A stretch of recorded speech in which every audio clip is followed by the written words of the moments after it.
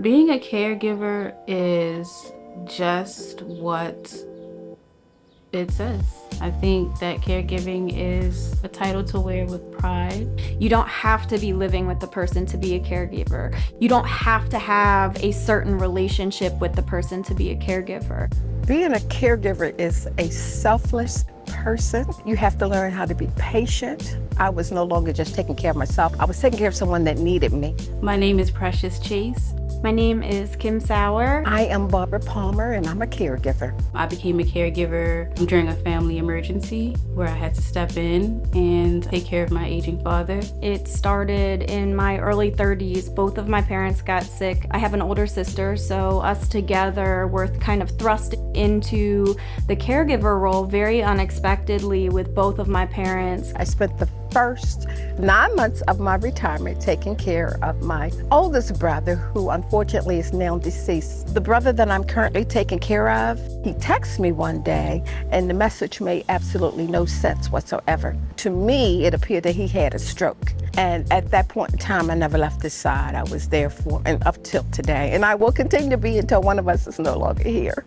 I never thought of myself as a caregiver. It was just something that I felt like I needed to do. It was incredibly stressful, I felt completely unprepared. The anger that you have. severely isolating, Just feeling like you don't want to do this anymore. because you're so focused on wanting to give them that quality of life in their end stages that it takes away from the quality of time you get to spend with them.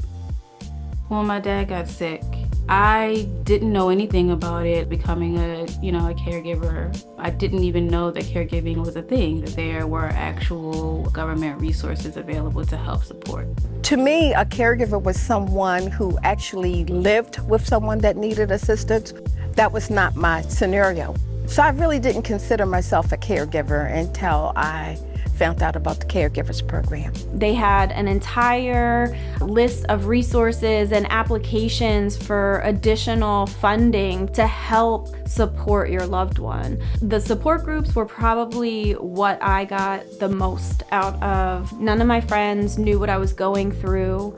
One of the things I personally like to do is to attend community resource events, because what people don't realize, there are tons and tons of resources available in Baltimore City that you don't even know about. Powerful Tools for Caregivers is one of the trainings that I took, and it's solely focused and based on taking care of yourself. And I think that's been the most impactful for me as a caregiver, because before the training, I felt like putting myself first was wrong. It teaches you, the caregiver, how to care for yourself.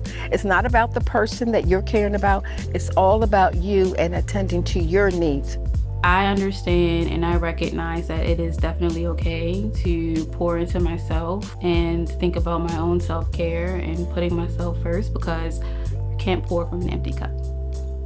If you or someone you know is caring for an aging adult in Baltimore, there is help available. For information about free resources and caregiver support in Baltimore, Call 410-396-CARE or visit the website online. I did, you should too.